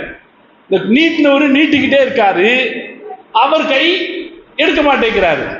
அங்க இருந்த இன்னொருவர் சப்தமாக அறிவிப்பு செய்தார், ஹராமை நோக்கி அவரது கை எழாது, எழாதுன்னு சொன்னாருன்னு இருக்கு. அப்ப அறிஞர்களில் மார்க்கம் சொல்லுது, அறிவு திறன் எப்படிப்பட்டதுன்னா அது எந்த நிலைக்கு கொண்டு போய் சேர்க்கும் என்றால், அதனுடைய ஜீனியஸ் நிலையில ஒரு பொருளை பார்த்த உடனே ஹலாலா ஹராமா என்று கண்டுபிடித்து விடுவார். இதோட நிறுத்தல. சுபுக்கு இதற்கு மேல் சொல்கிறார், ஒமின்ஹும், இதே அறிஞர்களில் இன்னொரு சாரார் இருக்கிறார்கள், எதிரி மாஹுவ அசலுஹு, இது ஏன் ஹராம்னு கண்டுபிடிச்சிருவாங்க. இது ஹராம்னு கண்டுபிடிக்கிறது மட்டும் இல்ல, எதனால பால் ஹராம் கண்டுபிடிச்சாரு வேற, எதனால இந்த பால் ஹராம் ஆச்சு என்பதை கண்டுபிடிப்பவர்களும் இருக்கிறார். இப்ப இஸ்லாமிய கல்வியாளர்களுடைய பாரம்பரியம் இருக்கிறது, மிக உன்னதமான பாரம்பரியம். அந்த பாரம்பரியம் எதை கொண்டு எந்த அளவுக்கு நம்மை கொண்டு போய் சேர்க்கும் என்றால், சராசரி மனித நிலையிலிருந்து ஜீனியஸ் நிலைக்கு கொண்டு போய் சேர்க்கிற சக்தி இந்த அறிவுக்கு இருக்கிறது என்று நம்ம மார்க்கம் சொல்லுகிறது. இப்ப நம்ம கல்வி அறிவு படிச்சு போகும்போது இப்படியெல்லாம் போயிடலாம். அப்படியெல்லாம் போக ஆசைப்படணும். வெறும் டிகிரிக்கு மட்டும் ஆசைப்படக்கூடாது. வெறும் அமெரிக்க கிரீன் கார்டுக்கு மட்டும் ஆசைப்படக்கூடாது. வெறும் ஐடி வேலைக்கு மட்டும் ஆசைப்படக்கூடாது. நம்ம அறிவு படிச்சு நம்முடைய இதயம் கண்ணாடி போல் சுத்தமாகி அதில் அல்லாஹ்வுடைய செய்திகள் உதிக்கிற நிலைக்கு அது போய்விட வேண்டும். இப்படி நாம் ஆசைப்பட வேண்டும். அல்லாஹ் தஆலா அந்த தௌஃபீக்கை தருவானா. நாம சொல்லி கொடுக்கணுங்க. சராசரியா என்ன ஆகி போச்சுன்னா, நம்முடைய பெண்கள் தாய்மார்களுக்கு படிக்க வைக்கணும்னு ஆசை இருக்கு, படிப்பு மேல ஆசை இல்லை. படிக்க வைக்கணும்னு ஆசை இருக்கு, படிப்பு மேல மரியாதை இருந்தா இதெல்லாம் வருங்க. படிப்பு மேல மரியாதை இல்லை, பட்டத்தின் மீது மரியாதை இல்லையா? டாக்டர் பட்டம், இன்ஜினியர் பட்டம், மற்ற பட்டங்கள். ஏன் முபல்லிகா பட்டத்தின் மீது தான் மரியாதை. முபல்லிகா பெண்களை இஸ்லாமிய கல்வி கற்க அனுப்புறாங்களே, அங்க கூட எதுக்கு முபல்லிகாங்கிற பட்டம்? அது கல்யாண பத்திரிகையில வந்தா போதும், அதுக்கு மேல என்ன பயன்பாடு செய்யுதுன்றது தேவையில்லை. அப்படிதானே இருக்கு. அதுதான் சொல்றேன். நம்முடைய நான் இவ்வளவு சொல்ல காரணம் என்ன, நம்முடைய கவனம் கல்வியின் மதிப்பை சார்ந்து வர வேண்டும். கல்வி எப்படிப்பட்டது, அதன் ஆழம் எப்படிப்பட்டது, அதன் எல்லை எந்த அளவுக்கு கொண்டு போய் சேர்க்கும் என்ற நிலையில் வரணும். கௌசுல்லாஹ் முஹீத்தீன் அப்துல் காதிர் ஜீலானி கத்தஸல்லாஹு சிர்ரஹுல் அஸீஸ் அவர்கள் அவுலியாக்களின் தலைவராக உயர்ந்ததன் பின்னணியிலே அவர்களுடைய கல்வி அறிவின் ஆழம் இருக்கிறது. அவர் காலத்தில் ஒரு கலையும் அவர் கற்காத கலை இல்லை. 13 கலைகள் அவர் காலத்தில் இருந்துச்சு. எல்லா கலையிலும் படிச்சிருக்கார். மருத்துவம் படிச்சிருக்கார், பொறியியல் படிச்சிருக்கார், என்னெல்லாம் இருந்துச்சோ எல்லாத்தையும் படிச்சிருக்கார். நாம கல்வியின் கணத்தை புரியணும். அதுக்காகத்தான் நான் சுலைமான் அலைஹிஸ்ஸலாம் கதையெல்லாம் சொல்றேன்.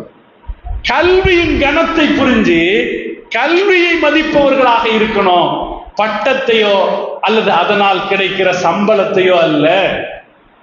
நாம பட்டத்தையோ சம்பளத்தையோ யோசிப்பவர்களாக இருந்தோம்னா யதார்த்தமான கல்வியின் மரியாதை நமக்கு கிடைக்காம போயிடும். அதனாலதான் எல்லா கல்வியாளர்களையும் நம்ம மதிக்கிறது இல்லை. கௌரவமான பட்டம் வச்சிருக்கிற கல்வியாளர்களை மட்டும் நம்ம மதிக்கிறோம். இருக்கா இல்லைங்களா? கௌரவமான படிப்பு வச்சிருந்தா, ஐடி படிச்சிருக்கானா அவனுக்கு ஒரு மரியாதை, ஆர்ட்ஸ் படிச்சா படிப்பினுடைய கணம் புரிந்து செய்யப்பட வேண்டும். எந்த படிப்பா இருந்தாலும் சரி, ஆலிம் சாவடி படிப்பும் சரிதான், டாக்டர் படிப்பும் சரிதான். படிப்பு உன்னதமானது. அதுதான் நூறுல் அக்கல், அல் இல்மு நூறுல் அக்கல் என்று சொல்வார்கள். அது நமக்கு புத்தி இருக்குதுன்னா அந்த புத்தியினுடைய வெளிச்சம் தான் அறிவு. அந்த அறிவு, அதனுடைய ஆழம், அதனுடைய தாரதமியம் புரியப்பட வேண்டும். நம்முடைய பல முன்னோர்கள் நம்ம இந்திய நாட்டில் இருந்திருக்கிறார். பல முன்னோர்கள் இருந்திருக்கு. சித்தர்கள் சொல்லி நம்ம கேள்விப்படுவோமா இல்லையா? அறிஞர்களாக இருந்து அறிவுக்காக மட்டுமே கல்வியை கற்று கற்று கற்று கற்று அதன் உச்ச நிலையை கண்டவர்கள். அவங்களுக்கு வேற எதுவும் இருக்காது. அவர்கள் பேசுகிற வார்த்தை மந்திர சொல்லாக இருக்கும். அவர்கள் பேசுகிற வார்த்தை மந்திர சொல்லாக இருக்கும். அது மாற்றங்களை ஏற்படுத்தும். பேரறிஞர்கள் அப்படித்தான் இருப்பாங்க. அதனாலே கல்வி அப்படிங்கிறத வெறும் இந்த பட்டங்களுடைய பெயர்களுக்குள்ள சுருக்கிடாம அதனுடைய ஆழ்ந்த கவனத்தை புரிந்து கொள்பவர்களாக நாம் இருக்க வேண்டும். அந்த கல்விக்கு அத்தியாவசியப்படக்கூடிய பல விஷயங்கள் இருக்கிறது. அதுல பிரதானமான 2 அல்லாஹ் குர்ஆன்ல சொல்லி காட்டுறான். ஒன்னு ஈமான். அல்லாஹ் தஆலா கஹஃப் வாசிகளை பற்றி சொல்லுகிற போது இப்படி ஒரு வார்த்தையை சொல்லுகிறான். இன்னஹும் ஃபித்யத்துன் ஆமனூ பிரப்பி. அவர்களிடத்தில் ஈமான் இருந்தது. கல்வி அதன் பரிசுத்த நிலையை, உச்சத்தை அடைய வேண்டுமானால் அடிப்படையில் தேவைப்படக்கூடியது அல்லாஹ் மேல நம்பிக்கை. அல்லாஹ்வுடைய ரசூலுல்லாஹ் மேல நம்பிக்கை. ஈமான் உறுதியாக இருக்கும் போது அல்லாஹு தஆலா அதுக்கு ஒரு விளைவை ஏற்படுத்துறான். நான் அடுத்து சொல்றேன்.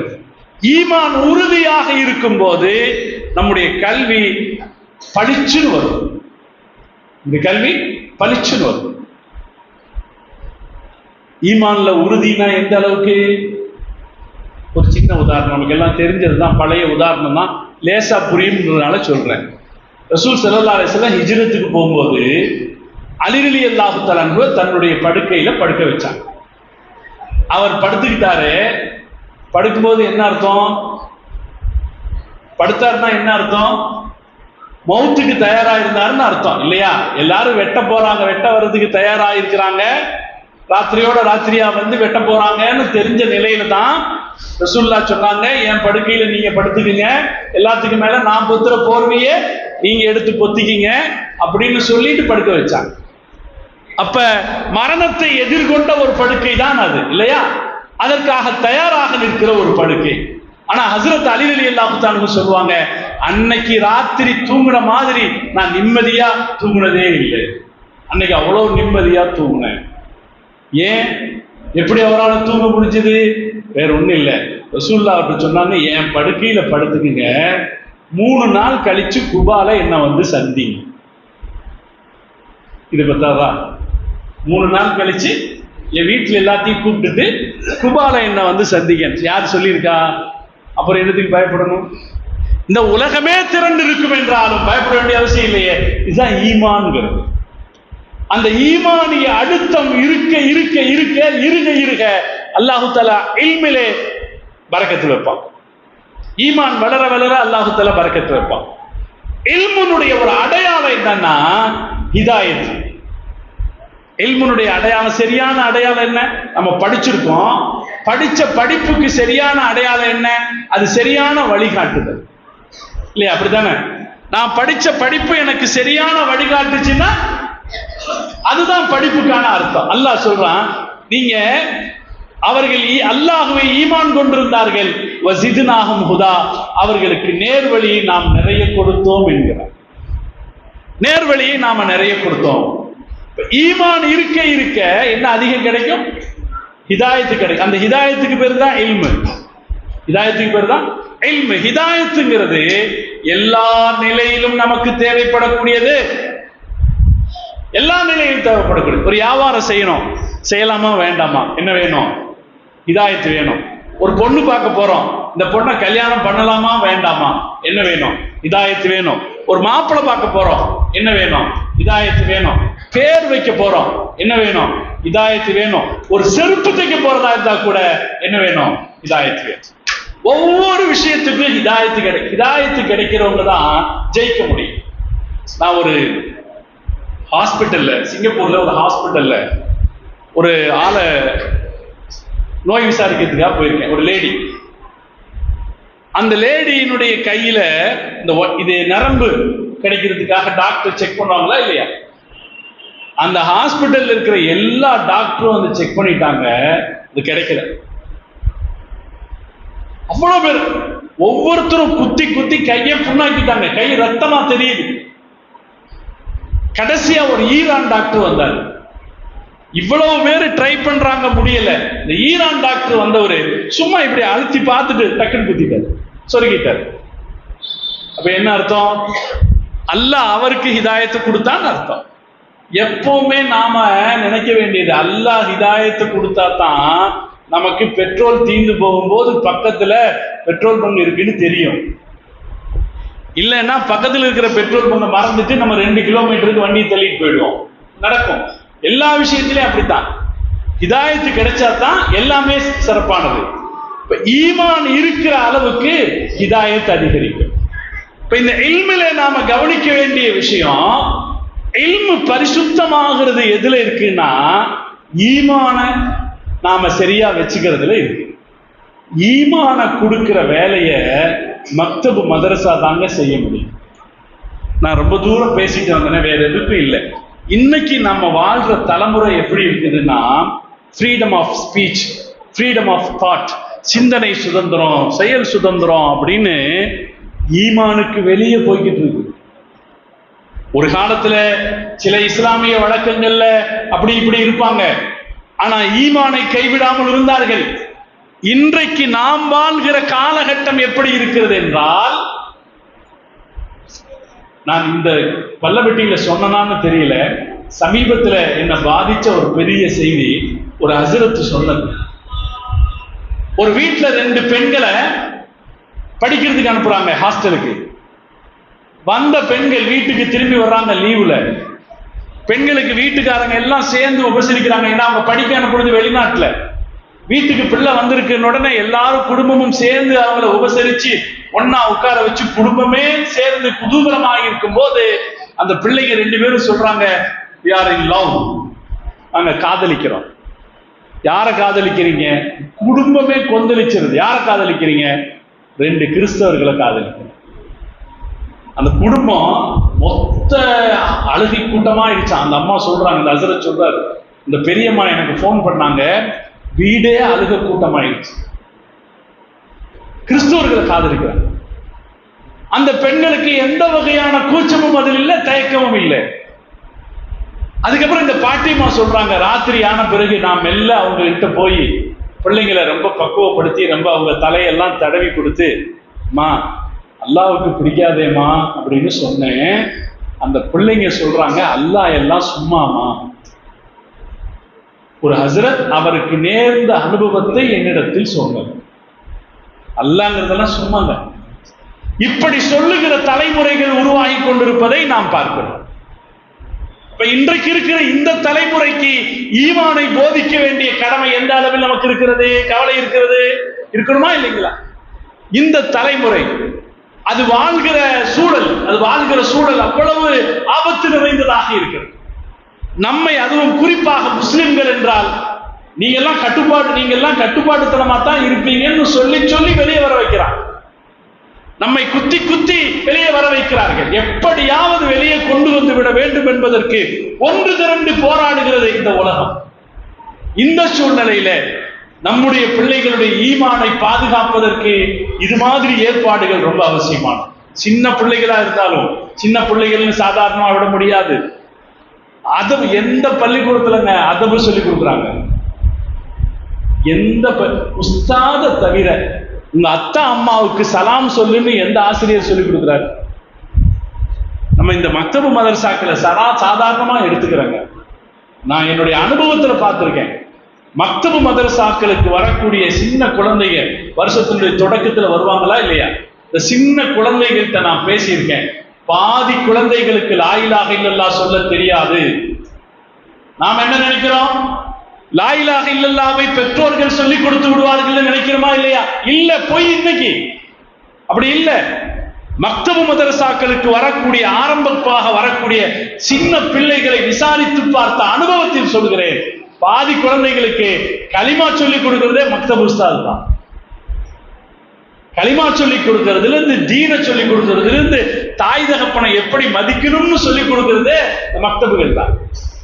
இந்த மக்தபுகளை அலட்சியப்படுத்திவிட்டு நாம் கல்வியை கற்றுக் கொடுக்கிறோம் என்று நினைத்தால் அது கல்விக்கு செய்கிற துரோகம். எனவே மக்தபுகள் இன்றைய காலகட்டத்தில் மிக அதபு அப்படிங்கிறது கல்விக்கு மிக மிக அத்தியாவசியமானது. அதபு சொல்லிக் கொடுக்கிறதுக்காக இன்றைக்கு இருக்கிற ஒரே இடம் மதரசாக்கள் மட்டும்தான். அதபு வேறு எங்கும் கிடைக்கிறது இல்லை, மதரசாக்கள்ல மட்டும்தான் கிடைக்குது. ஹஸரத் உமர் ரலியல்லாஹு தஆலா அன்ஹு சொல்வார்கள், தஅத்தபு சும்ம தஅல்லமு. முதல்ல நீங்க அதப கத்துக்குங்க, பிறகு கல்வியை கத்துக்குங்க.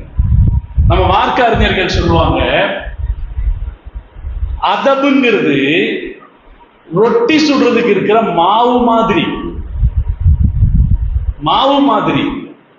இல்முங்கிறது அதுல போடுற உப்பு மாதிரி. உப்பளவுக்கு இல்மு இருந்தா போதும், ஆனா மாவு அளவுக்கு அதபு இருக்கணும்னு சொல்லுவாங்க. இந்த அதபை யார் சொல்லிக் கொடுக்கிறா? மக்தபு மதரசாக்கள் தான் சொல்லிக் கொடுக்கிறாங்க. ஒரு உஸ்தாதுக்கு முன்னாடி வெட்கப்பட்டு நிற்பதை போல முஸ்லிம் மாணவன் ஒரு கல்வி நிலையத்தின் ஆசிரியருக்கு முன்னால் வெட்கப்பட்டு நிற்பான் என்று சொல்ல முடியாது. நான் முஸ்லிம் தாய்மார்களை போகிற ஊரெல்லாம் சொல்லுகிறேன், தயவு செய்து உங்களுடைய மகனை ஒரு உஸ்தாதோட நெருக்கமாக்கி வைங்க. நீங்க இருக்கிற பள்ளிவாசல் இருக்கிற உஸ்தாதோட நெருக்கமாக்கி வைங்க, அவன் நல்லவனா இருப்பான். இன்னைக்கு இருக்கிற வெளி உலகத்திற்கு நம் பிள்ளைகளை அனுப்புவதற்கு நாம பயப்படுறோம். உஸ்தாதோட நெருக்கமாக்குங்க, அவன் நல்லவனா இருப்பான். நான் சிங்கப்பூரில் இருக்கிற போது ஒரு பெரிய பட்டதாரி ஒருத்தர், பெரிய பல்கலைக்கழகத்தில் பேராசிரியராக இருக்கிறவர் வந்து கேட்டாரு, என் பையன் ஆஸ்திரேலியாவுக்கு போகணும்னு நினைக்கிறான், நான் அனுப்பலாமா? ஆஸ்திரேலியா எப்படிங்கிறது நமக்கு தெரியும். ஆஸ்திரேலியாவுக்கு போறோம்னு நினைக்கிறேன், நான் அனுப்பலாமா? அப்ப அவர்கிட்ட நான் கேட்டேன், உங்க புள்ள மேல உங்களுக்கு நம்பிக்கை இருந்தா அனுப்பி வைங்க. அனுப்புறதுன்னு முடிவாயிருச்சு. பையன் போறதுக்கு முன்னாலே எங்கிட்ட கூட்டிட்டு வர்றாரு, ஹஸரத் பையன் போறாரு, அவருக்கு ஏதாவது சொல்லுங்க. நான் அந்த பையனுக்கு சொன்னது, பக்கத்தில் இருக்கிற பள்ளிவாசலை கண்டுபிடி, அந்த உஸ்தாதோடு தினசரி முசாஃபஹா செய். அந்த உஸ்தாது கிட்ட, அந்த இமாம் கிட்ட தைரி முசாஃபஹா செய், வேற ஒன்றும் வேண்டியதில்லை. அல்லாஹ் தஆலா இல்மை பாதுகாப்பதற்கான, வாழ்க்கையை பாதுகாப்பதற்கான சில கோட்டைகளை வைத்திருக்கிறார். நம்முடைய ஆலிம்கள் அப்படிப்பட்ட கோட்டைகள், நம்முடைய கலாச்சாரத்தை, பண்பாட்டை பாதுகாக்கிற கோட்டை. அதனால் நான் முஸ்லிம் தாய்மார்களுக்கு சொல்றது, உங்க மகனை நீங்க நல்லவரா வளர்க்கணும்னு நினைச்சா அது உங்களை விட இந்த உஸ்தாதுக்கு தான் ரொம்ப லேசு. உங்களை விட உஸ்தாதுக்கு தான் ரொம்ப லேசு. இன்னொன்னு, உங்களை விட இந்த உஸ்தாதுக்கு தான் சக்தி அதிகம். நீங்க சராசரியா அவர் வாங்குற சம்பளத்தை வச்சு எடை போடாதீங்க, அவருக்கு சக்தி அதிகம். இது யதார்த்தம் புரிந்து கொண்டவர்களுக்கு அது புரியும். இன்றைய பெற்றோர்களுக்கு சொல்லித்தரப்பட வேண்டிய மிக முக்கிய பாடம். எந்த ஊர், நான் நிறைய எந்த ஊருக்கு வேணா போ, அந்த ஊர் பள்ளிவாசல் இமாம் கூட பையத் செஞ்சுக்க, வேற ஒண்ணும் இல்லை, டெய்லி போய் முசாபகா செஞ்சுக்க. அது நம் வாழ்க்கையை பாதுகாக்கும். இந்த பக்குவம் நம்ம பிள்ளைகளுக்கு சொல்லித்தரப்பட வேண்டி இருக்கிறது. காரணம், அந்த உஸ்தாது ஒரு காலத்திலும் அந்த பிள்ளைய தப்பான வழிக்கு தூண்ட மாட்டார், நல்லதை உபதேசித்துக் கொண்டே இருப்பார் இல்லையா, நல்ல வழிகளில் அவரை ஈடுபடுத்திக் கொண்டே இருப்பார். இது காலத்தே இன்றைக்கு முஸ்லிம் சமுதாயம் சிந்திக்க வேண்டிய செய்தி. அதனாலே ஒரு அருமையான ஒரு சபை, இந்த சபை இங்கே நீங்க கல்வி கற்றுக் கொடுக்குறீங்க, இன்றைய காலத்துக்கு அது தேவை. இஸ்லாம் சொல்லி இருக்குது, நம்ம தீன் அக்கலை கொண்டுதான் தமாமா மா தம்ம தீனும் இல்லா பி அக்கலை, தீன் இஸ்லாத்தை அறிவை கொண்டுதான் நிறைவடையும் மார்க்க சொல்லியிருக்கு. அதனால எல்லா வகையான அறிவும் நம்முடைய குழந்தைகளுக்கு அவசியம், அது தேவையானது. அதே நேரத்தில் மார்க்க கல்வி அதில் எந்த வகையிலும் குறைத்து மதிப்பிடுவதற்கு இல்லை. மார்க்க கல்வி ஒரு கேடயமாக நம்முடைய பிள்ளைகளை கொண்டு போய் சேர்த்து கொண்டே இருக்கும். அதுல இந்த காலத்துல ஹிப்ஸு ஓத வைக்கிறது ரொம்ப லேசு, ஹிப்ஸு ஓத வைக்கிறது ரொம்ப லேசு. நீங்க அடுத்த சீக்கிரமா அப்படி ஒரு கோர்ஸை தொடங்கிடலாம். படிப்பு சொல்லிக் கொடுக்குற காலத்துல இன்னைக்கு ஒரு ட்ரெண்ட், இன்னைக்கு 2 ட்ரெண்ட் இருக்கு முஸ்லிம் சமுதாயத்துல. ஒண்ணு என்னன்னா, பெண்கள் மதரசாக்கள், அதாவது 2 கல்வியும் கற்றுக் கொடுக்கிற பெண்கள் மதரசாக்கள். ப்ரொஃபஷனல் கோர்ஸ் இல்லாம, டாக்டர், அது மாதிரி பொறியாளர், இன்ஜினியரிங் கோர்ஸ் இல்லாம மற்ற கோர்ஸ் சராசரியாக ஆர்ட்ஸ் காலேஜினுடைய கோர்ஸுகளுக்கு போறதை விட மதரசாக்களுக்கு அனுப்புறது பெட்டர்னு நினைக்கிறாங்க முஸ்லிம் பெற்றோர்கள். அதனாலே தமிழ்நாடு முழுக்க பெண்களுக்கு 12வது வகுப்புக்கு பிறகு 4 வருஷ பாடத்திட்டத்தில் அகாடமிக் பட்டமும் ஆலிமா பட்டமும் தரப்படக்கூடிய நிறுவனங்களுடைய எண்ணிக்கை அதிகரிச்சிட்டு இருக்கு. அதனுடைய மவுசும் கூடிக்கிட்டு இருக்கு. தரமான தாய்க்குளம் உருவாகி கொண்டிருக்கு. இது ஒரு ட்ரெண்ட். அந்த நிறுவனங்கள்ல சீட்டு கிடைக்கிறதுக்கு ரெக்கமெண்டேஷனுக்கு கியூல இருக்கிற சூழ்நிலை இன்றைக்கு இருக்கிறது. பல நிறுவனங்கள் அப்படி இருக்கு. 4 வருஷத்துல பெண் குழந்தைகள் அருமையாக வந்துடுறாங்க. ஏன்னா பெண்களுக்கு வேறு சிந்தனை இல்லை பாருங்க. மாஷா அல்லாஹ் 2 படிப்பையும் சிறப்பா படிச்சுட்டு சிறப்பா வந்துடுறாங்க. அது ஒரு ட்ரெண்ட். இன்னைக்கு இருக்கிற இன்னொரு ட்ரெண்ட் என்னன்னா, 10வது வகுப்புக்குள்ள ஹிப்ஸ் முடிச்சிடுறது, அல்லது 12வது வகுப்புக்குள்ள ஹிப்ஸ் முடிச்சிடுறது. 30 ஜுஸு குர்ஆனை முடித்து விட்டு 12ஆம் வகுப்பில் சிறப்பாக தேறிய பல பேர் இருக்கிறார்கள். 7 வயசுல குர்ஆனை முடிக்கிற, குர்ஆனை மனனம் செய்த பெண்கள் இப்ப தமிழ்நாட்டில் இருக்காங்க. சமீபத்தில் நான் சிவகங்கைக்கு பக்கத்துல ஒரு ஸ்கூல்ல நடந்த நிகழ்ச்சியில 11 வயசு பெண்மணி திருக்குர்ஆனை ஹாஃபிதா வாக்கிய பெண்மணிக்கு பட்டம் கொடுக்கிற ஒரு நிகழ்ச்சியில கலந்துட்டு வந்திருக்கேன். 11 வயசு பெண்ணு ஸ்கூல்ல எத்தனை படிப்பாங்க? 6வது படிக்கிற குழந்தை, அது 7வது படிக்குதுன்னு சொன்னாங்க. 7வது படிக்கிற குழந்தை குர்ஆன் ஹிஃப்ஸ் ஆக்கிடுச்சு. அதனால இன்றைக்கு வளர்ந்து வருகிற ட்ரெண்ட் இது. சின்ன குழந்தைங்க அவங்க படிக்கிற படிப்பை படிச்சுட்டு அப்படியே ஹாஃபிஸ் ஆகி விடுகிற ஒரு சூழல் இருக்கிறது. இங்கே தாய்மார்கள் இருக்கிறார்கள் என்பதற்காக சொல்றேன், ஆசைப்படுங்க. அதனால குறைஞ்சா போயிடுவோம். ஹாஃபிஸ் ஆகட்டும் நம்ம புள்ள அப்படின்னு நம்ம நினைச்சா குறைஞ்சா போயிடுவோம். அல்லாஹ் தஆலா இந்த குர்ஆனை கொண்டு உயர்த்தி இருக்கிறான் இந்த சமூகத்தை. அதனாலே இப்படியும் ஆசைப்படலாம், அதற்கும் வாய்ப்புகள் இருக்கிறது. இன்றைக்கு இருக்கிற கால சூழ்நிலை வெகு வேகமாக மாறி, மரியாதைகள் இல்லாத, எதையும் மதிக்க தெரியாத, அலட்சியம் நிறைந்த சமூகமாக இந்த சமுதாயம் உருவாகும். பாருங்க, இளைய சமுதாயத்தை பாதிக்கிற 2 பெரிய தீமை இருக்கிறது. ஒண்ணு அலட்சியம். சாதாரணமா எல்லாத்தையும் அலட்சியம் பண்றாங்க. தாய் தகப்பனை அலட்சியப்படுத்திடுறாங்க, பெரியவங்களை அலட்சியப்படுத்திடுறாங்க, மதிக்க வேண்டியவற்றை மதிப்பதை அலட்சியப்படுத்திடுறாங்க. வாங்கு சொல்லும் போது பேச்ச நிறுத்திக்கிறவங்க எத்தனை சதவீதம் இருக்காங்க? நம்ம வீட்டுல அம்மாமார்கள் டிவி சத்தத்தை மட்டும் ஆஃப் பண்ணிக்கிறாங்க. அப்போ அந்த நாடகம் போயிடக்கூடாது. இந்த டிவி சத்தத்தை இல்லைங்க, வாங்குக்கு மரியாதை கொடுக்கறதா இருந்தா முழுசா மரியாதை கொடுக்கணுமா இல்லைங்களா? வாங்கு சத்தம் வரும்போது டிவி சத்தத்தை மட்டும் ஆஃப் பண்ணலாமா? அதே ஆஃப் பண்ணி வச்சுட்டா என்ன? வாங்கு எவ்வளவு நேரம்? 4 மணி நேரமா சொல்ல போறாரு. அவரு ஒரு விளம்பரம் வர்றதுக்குள்ள பாங்க சத்தம் முடிஞ்சு போயிடும். ஆனா அதுக்கு கூட நம்ம தயாராக இல்லை. இந்த அலட்சியப்படுத்துறது எல்லா விஷயம், குர்ஆன் அலட்சியப்படுத்துறது, பள்ளிவாசல்ல வந்துட்டு காபாவுக்கு நேரம் கால் நீட்டி உட்கார்ந்துருக்கான், பாக்குறமா இல்லைங்களா? இன்னைக்கு ஜும்மாக்கள்ல சில பேர் கால் நீட்டி உட்கார்ந்துருக்கான். இன்னும் சொல்ல போனா சாஞ்சிட்டு உட்கார்ந்து இருக்கவங்க நிறைய இருக்காங்க. வயசானவங்க முடிஞ்சா சாஞ்சிட்டு உட்கார்ந்து இருக்காங்க, அது வேற. முடியல சாஞ்சிட்டு உட்கார்ந்து இருக்காங்க, அது வேற. நல்ல ஆரோக்கியமா இருக்கிற பையன் சாஞ்சுக்கிட்டு உட்கார்ந்து பயான் கேட்கிறான். ஒரு காலத்துல எல்லாம் நாம அப்படி இருக்க மாட்டோம். சகோதரர்களை, இந்த அலட்சிய மனோபாவம் இருக்கிறது, அது சமூகத்தை பாதித்து வருகிறது. இதிலிருந்து நம்முடைய இளைஞர்கள் பாதுகாக்கப்பட வேண்டும். அல்லாஹ் தௌஃபீக் செய்வானாக. இன்னைக்கு பயப்படணும் பெற்றோர்கள், நம்ம பிள்ளைங்களுக்கு இதை அலட்சியப்படுத்துறது. அந்த அலட்சியம் வரக்கூடாது அப்படின்னா அதுக்கு ஏற்ற வகையில பெற்றோர்கள் நடக்கணும். ஒவ்வொன்றையும் மதிக்க சொல்லிக் கொடுக்கணும். யார் யாரை எப்படி மதிக்கணும் சொல்லிக் கொடுக்கணும். குர்ஆனை எப்படி மதிக்கணும் சொல்லிக் கொடுக்கணும். நம்முடைய முன்னோர்கள் எப்படி இருந்தாங்கன்னா, காபாவை கூட ஒது இல்லாம பார்க்க மாட்டாங்களாம். காபாவை ஒது இல்லாம கண்ணில் பார்க்க மாட்டாங்களாம். அப்படின்னா பார்த்துட்டீங்க. ஒவ்வொன்றையும் மதிக்கிறதுல ஆர்வம் செலுத்திய சமுதாயம் நம்ம சமுதாயம். உலகத்திலேயே மதிப்பு தெரிஞ்ச சமுதாயம் யார் தான்? நம்ம தான் பேர் வாங்கி இருக்கோம். இன்னைக்கு நேர் மாறா இருக்கும். ஒண்ணு. ரெண்டாவது, இன்றைய இளைய தலைமுறை எப்படி இருக்குன்னா, தீமைகளில் சீக்கிரம் விழுந்து விடக்கூடியதாக இருக்கு. நன்மைகளுக்கு சீக்கிரம் வரமாட்டேங்கிறான், தீமைகளுக்கு சீக்கிரம் போயிடுறான். ஒரு சமூக ஆர்வலர் சொல்றாரு, காய்ந்த மரக்குச்சிகள் போல இன்றைக்கு இருக்கிற இளைஞர்கள் இருக்கிறார்கள். காய்ந்த மரக்குச்சிகள்.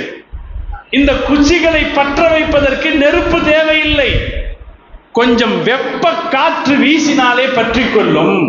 அந்த அளவுக்கு காய்ந்த மரக்குச்சிகளை போல் இருக்கிறார்கள், சீக்கிரம் பத்திக்கிறாங்க. சில தீமைகள் இருக்கு, நம்ம பிள்ளைங்களுக்கு சொல்லிக் கொடுக்கணும். இன்னைக்கு வர்ற போதை பொருட்கள் இருக்கு பார்த்தீங்களா, எல்லாம் நம்ம சமூகத்தை பாதுகாக்கணும். சாராய கடையில போய் சாராயம் வாங்கி குடிச்சா அது 4 பேருக்கு தெரிஞ்சு போயிடும். வாசம் காட்டி கொடுத்துரும், நடவடிக்கைகள் காட்டி கொடுத்துரும், பாட்டு பாடுறதாவது காட்டி கொடுத்துரும். அப்படிலாம் இருந்துச்சு. இன்னைக்கு அதெல்லாம் தேவையே இல்லை. எந்த அடையாளமும் இல்லாம போதையில் இருக்க முடியும். பள்ளிக்கூட வாசல்ல எங்கேயாவது விற்கிறான், கூழ்னு ஒரு பொடி விற்கிறான். அதை வாங்கி பையன் வாயில வச்சுக்கிட்டான்னா அன்னைக்கு ஃபுல்லா அவர் அமைதியா இருப்பார். ஸ்கூல் டீச்சர்கிட்ட எந்த குறும்பும் செய்ய மாட்டார், அமைதியா இருப்பார். சகஜமாக நடக்கிறது, சகஜமாக நடக்குது. ஸ்டாம்ப்னு விற்கிறாங்க, அதை வாங்கி வச்சுக்கிட்டா ஒரு நாளைக்கு போதையில இருப்பான்.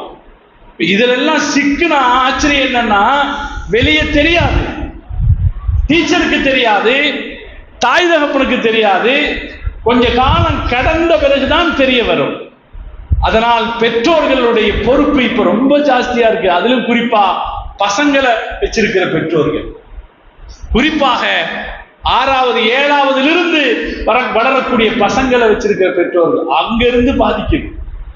சகோதரர்களே, புதுசா நான் சொன்னனே பத்திக்குது, இந்த பத்திர நெருப்பு இருக்க வாழ்க்கை பூரா விடுறதில்லை, வாழ்க்கை பூரா விடுறதில்லை. சமீபத்தில் ஒரு ஹசரத் அவருக்கு ஏற்பட்ட அனுபவத்தை சொல்லிருக்காரு. MDM அப்படின்னு ஒரு புதுசா ஒரு போதைப் பொருள் வந்திருக்கு. அந்த போதைப் பொருளை நீங்க வாய்க்கடியில வைக்க வேண்டியதில்லை, நாக்கில ஒட்ட வேண்டியதில்லை, ஊசி போட்டுக்க வேண்டியதில்லை. அந்த போதைப் பொருளை சும்மா மூக்கில ஒரு தடவை இப்படி தடவி எடுத்தால் போதும். அதற்கு பிறகு மௌத்து வரைக்கும் அவன் அதன் அடிமை. கேரளால ஒரு இளைஞன் இந்த MDMக்கு அடிமையாயிட்டான். ஒரு ஹசரத்திட்ட அவங்க பெற்றோர்கள் சொல்றாங்க, அவர் கொஞ்சம் எல்லாம் பேசி கீசி அந்த பையனை சரி செய்து முடியாத நிலையில ஹசரத்திட்ட வருவாங்க. ஒரு காலத்துல ஓதி பார்க்க வந்தாங்க, இப்ப ஆலோசனை கேட்க வர்றாங்க. ஹசரத்தாவது எப்படியாவது பையனை பார்க்கட்டும்னு அந்த ஹசரத்து முயற்சி செய்து அவனை ஒரு வழியா தேர்த்தி எடுத்து ஒரு 10-20 நாள் இவனை பாதுகாப்பா வச்சுட்டா அதுக்கப்புறம் இதுல இருந்து காப்பாத்திடலான்னு முடிவு செய்து தனி அறையில வீட்டுல வைக்க சொல்லிடுறாரு. தனி அறையில வீட்டுல வச்சிடறான். 20 நாள் கழியுது. 20 நாள் கழிஞ்ச பிறகு அவன் டாக்டர்கிட்ட போகணும். டாக்டர்கிட்ட போயிருக்காங்க. டாக்டர்கிட்ட கேட்டிருக்காங்க. டாக்டர் கேட்டிருக்காரு, பையன் எங்க இருக்கான்? சார் அன்னைக்கு கூட்டிட்டு போனதுதான், அவனை தனி அறையில வச்சிருக்கோம். உயிரோடு இருக்கானா அப்படின்னு கேட்டிருக்கோம். இவங்க அதிர்ச்சி அடைஞ்சிட்டாங்க. என்ன சார் இப்படி சொல்றீங்க? 20 நாள் சாப்பிடாம இருந்தா அவனால உயிரோடையே இருக்க முடியாது. அவர் சொல்லியிருக்கார், 20 நாள் அவன் அந்த MDS ஒரு உறிஞ்சலைன்னா அவனோட உயிரோட இருக்க முடியாது. அதுக்கப்புறம் தொலாவி பார்த்திருக்காங்க. இந்த பையனை பார்க்கறதுக்காக நல்ல ஃப்ரெண்ட்ஸ்னு சில ஃப்ரெண்ட்ஸுகளை அனுமதிச்சிருக்காங்க.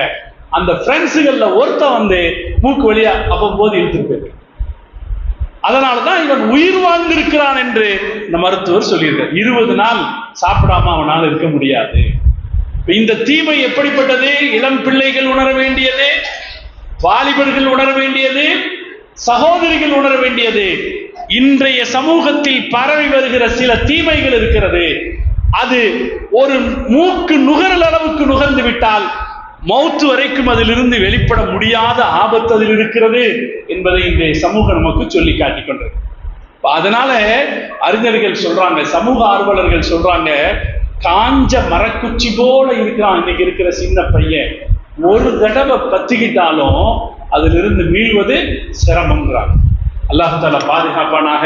இது போல நம்முடைய சந்ததிகள் வேறு வழிதவறி போய்விடக்கூடாமல் இருப்பதற்கு இது மாதிரியான நிறுவனங்கள் தான் முக்கியமானது. பெற்றோர்களுடைய கவனமும் அதிகரிக்கணும். நான் மீண்டும் நினைவுபடுத்துறேன், கல்வியின் மதிப்பை நாம் புரிந்து கொள்ள வேண்டும். நான் திருப்பி சொல்றேன், டிகிரி அல்ல, கல்வியின் மதிப்பை நாம் புரிந்து கொள்ள வேண்டும். அப்படி மதிப்பை புரிந்து கொள்கிற போது நமக்கு புலப்படும் குர்ஆனிய கல்வியின் மதிப்பு எப்படிப்பட்டது என்பது புலப்படும். அந்த கல்வி நம்மை இந்த உலகத்திலும் பாதுகாக்கும், நாளை மறுமையிலேயும் அல்லாஹ் பாதுகாக்கும். அல்லாஹ் ஜல்ல ஜலாலுஹு இந்த நிறுவனம் அதற்கான ஒரு பெரிய போராட்டத்தில் இருக்கிறது என்பதை நான் அறிந்து கொள்கிறேன். அவங்க சொல்றாங்க, நாங்க இங்க டியூஷன் வச்சு நடத்துறோம். யாரும் சும்மா நடக்காதேங்க. சும்மா நடக்குமா? நிறைய காசு பணம் அதுக்கு செலவாகும். காசு பணம் செலவாகிறத விட பல இளைஞர்களுடைய உழைப்பு அதுல செலவாகும் இல்லைங்களா? இவ்வளவு செலவாயும் அதை பயன்படுத்திக்கிறது நம்ம இல்ல, வேற யாரோ பக்கத்தில் இருக்கிறவங்க பயன்படுத்துறாங்க அப்படின்னு அவங்க வருத்தப்பட்டாங்க. வருத்தப்பட வேண்டியது இல்லை. யாருக்கும் மரியாதை தெரிகிற போது அவர்கள் அந்த இதை பயன்படுத்தி கொள்ள முன் வருவார்கள். எந்த முயற்சியும் ஆரம்பத்தில் பெருசா வெற்றி அடையாது. அந்த முயற்சிக்கும் கொஞ்சம் நாள் தேவைப்படும். அந்த நாளுங்கிறது ஒரு நாள் 2 நாள் அல்ல, பல வருஷங்கள் அதற்கு தேவைப்படலாம். நிச்சயமாக நம்முடைய பயன், கல்விக்காக நாம் செய்கிற பணி நிச்சயமாக ஒரு காலத்திலும் வீணாக போகாது. அல்லாஹ் அதை பரக்கத்தானதாக ஆக்கி வைப்பான்.